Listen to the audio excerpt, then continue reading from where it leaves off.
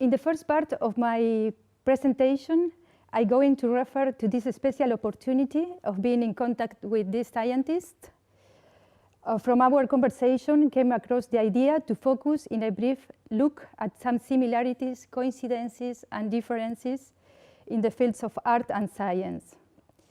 I am interested about the scientific process and also reflect in my own creative process. Next, I will show some of my drawings of the series Listening the Tree, some sketches, and a nest house sculpture built in a forest. All these artworks are connected by my observation and interest in trees.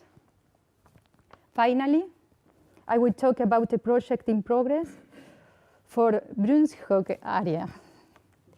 Okay, let's move on to the first point, which is art and science, a brief look to similarities, coincidences, and differences. To begin, we need to consider the terms art and science in an historic context, which bring us into the domain of craft and their relationship to science. Until the Renaissance and well after, it was meaningless to speak of art and science existing as we think of them.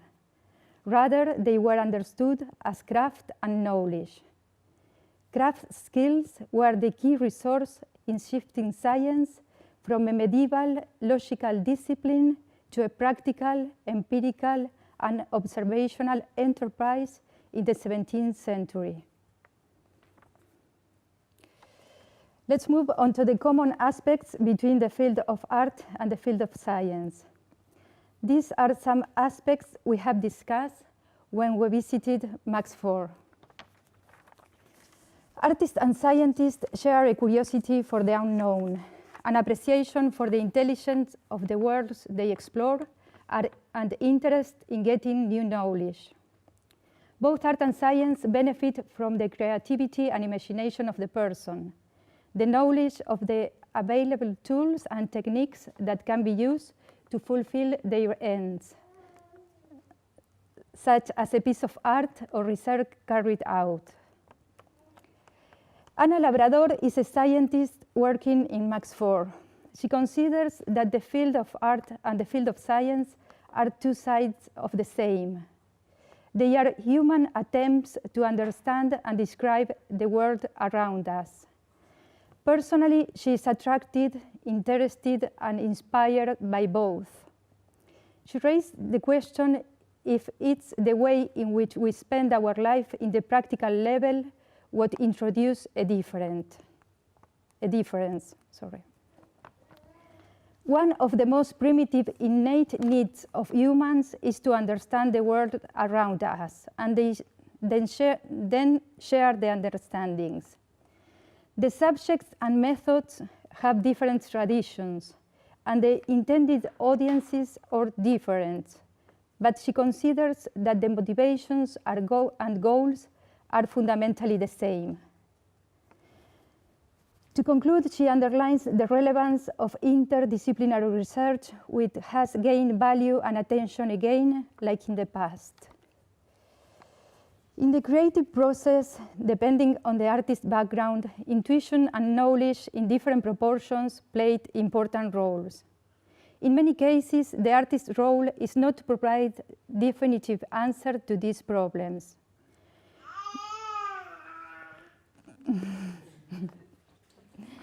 Merely asking questions is often enough. Unlike the scientist who must follow established scientific methods, the artist is free to question and redefine anything or everything at any stage, to be wide-ranging and open to all possibilities. Since the 60s, there is a growing awareness about politics, environmental issues, social practices, gender equality, economic policies and practices, and so on. This means that an interdisciplinary approach is needed if we are to understand and solve the problems which surround us in our daily life. Karina Tonnell is a scientist working in Max 4. She points out that scientists in that respect have to look for the right answer. They have to try and provide a solution to a problem that holds in all circumstances. It therefore has to be an objective statement, which is measurable and can be tested by anyone to give the same answer. The only possible subjectivity that comes in here is that we often have to work with simplified models in order to describe a complex phenomenon.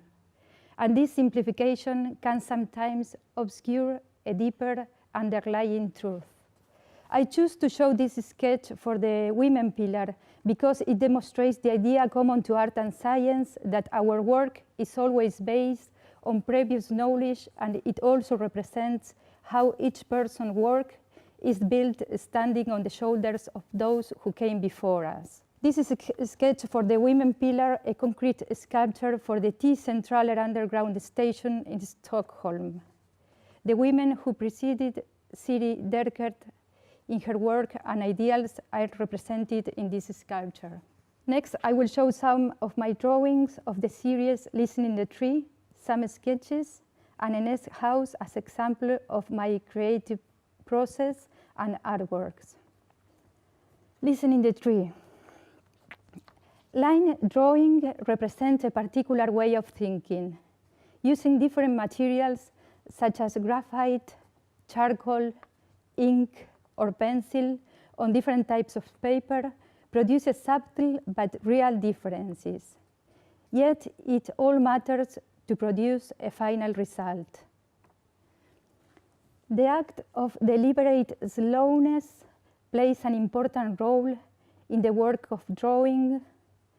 In this form of producing an image, there is more opportunity to observe small details. These are sketches for different sculptures in the city of Buenos Aires, Argentina, which shows houses constructed in trees using recycled urban materials such as doors, windows, kitchen furniture, and other common objects. And these are sketches for a nest house in the forest from Darmstadt 2016. These are pictures of the work in progress showing the construction, which took 3 weeks to complete.